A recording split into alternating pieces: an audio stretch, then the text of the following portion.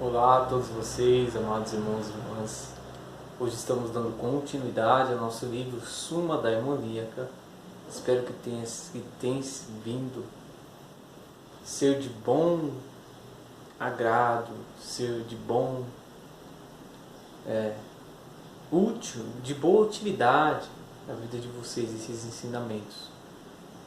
Devo repetir, como sempre eu venho falando, são ensinamentos essenciais para a nossa vida espiritual, de extrema importância, que não é falado todos os dias na igreja, é pouco falado na igreja sobre esses assuntos, sobre esses temas. Não estamos fazendo apologia ao demônio, estamos apenas estudando a daimonologia, estamos vendo como ele age, como que aconteceu, como tudo iniciou, qual os pontos fracos do inimigo, a sua origem, como que podemos nos armar para combater. Porque é um inimigo invisível, mas podemos nos defender contra aquilo que nós vemos, contra aquilo que nós ouvimos, contra aquilo que nós sentimos. Mas quando se trata de um inimigo invisível, mais poderoso do que nós, porque é um espírito demônio.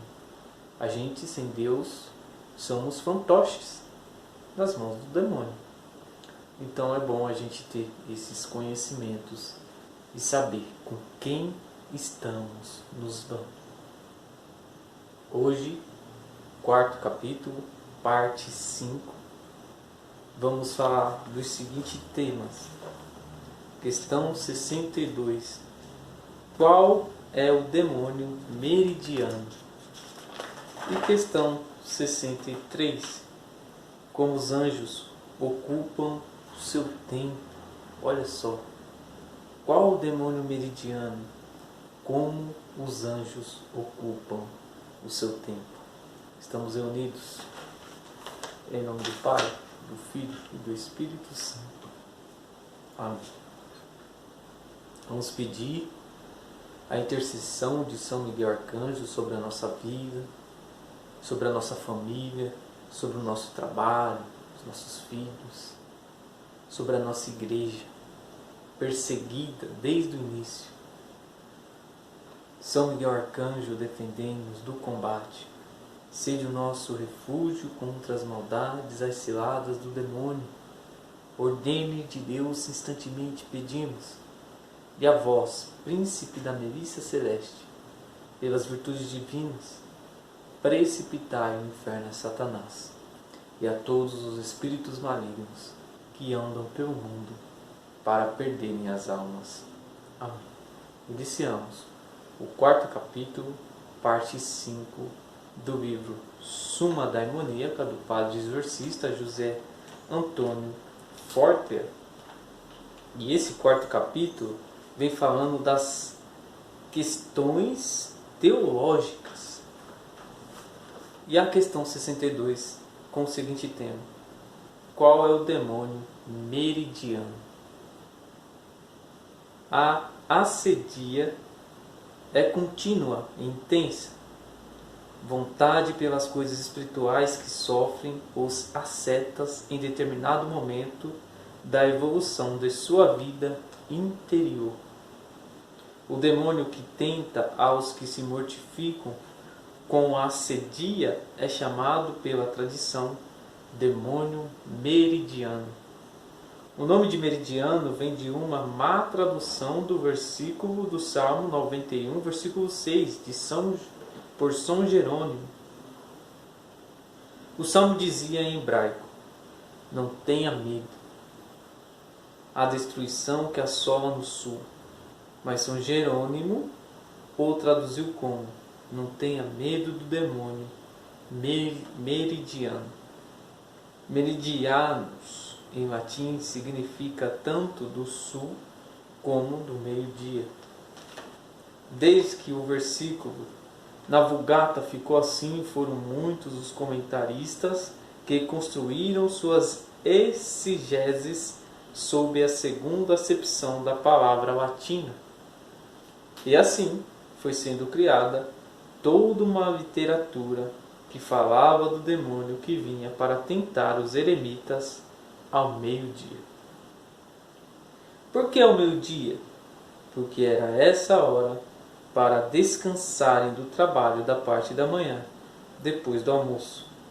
Nesse tempo de descanso, na solidão, sem qualquer oração marcada para o momento, era quando sentiam o peso da vida ascética que tinham abraçado. Assim se explica, porque era nesse momento do dia que sentiam as punhaladas da tentação. O demônio meridiano da literatura ascética não representa um demônio, mas sim um tipo de tentação.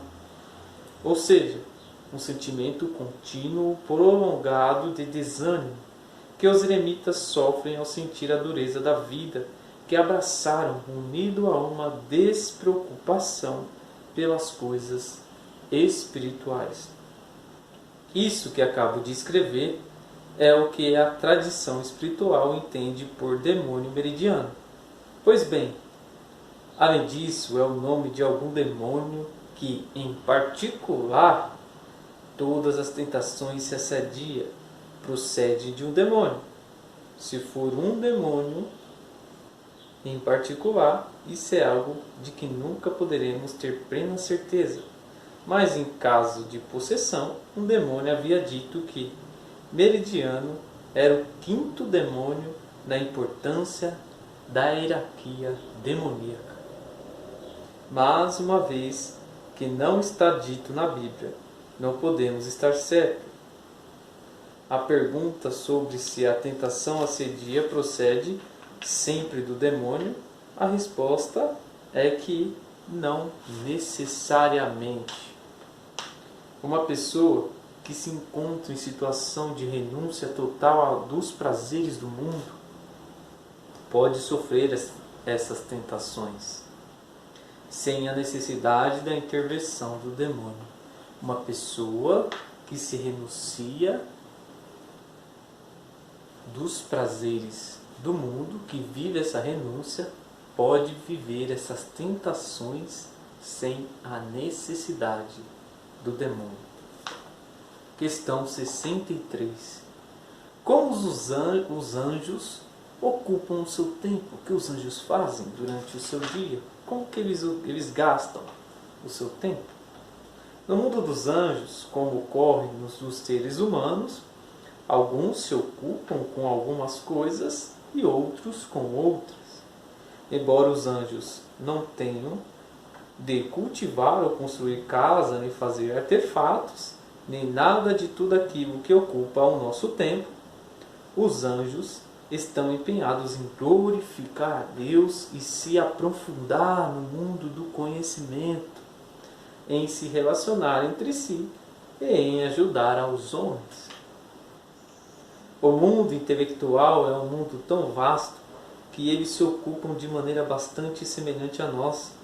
Em uma universidade, por exemplo, pode haver centenas de professores, cada um especializado em um ramo de aprendizagem. Em uma universidade trabalham longas horas por dia e centenas de professores catedráticos. E todo esse trabalho, toda essa atividade estão ordenados para produzir uma coisa: o conhecimento. O mesmo acontece no mundo dos espíritos angélicos. As relações entre os anjos podem parecer pouca coisa, mas as relações entre os homens exigem eventos formais, como embaixadores, cônsules, visitas, reuniões. Uma centena de seres humanos se comunicam entre si de uma vez, mas 6 bilhões não. Algo semelhante acontece com os anjos, que formam uma verdadeira parceria, uma sociedade complexa. Além disso, essas relações entre os anjos não são apenas as relações de conhecimento, mas também de caridade. Os anjos não apenas se comunicam, também se encontram. Eles se querem bem, etc. Não esqueçamos de que somos homens e, como eles, com compreensão e vontade. E nossas relações nos servem muito bem para entender como são as interações entre os seres dotados dessas duas potências da alma. O nosso quarto capítulo fica por aqui, questão 62 e 63. Até amanhã, se Deus quiser, paz e bem. Deus abençoe a todos vocês.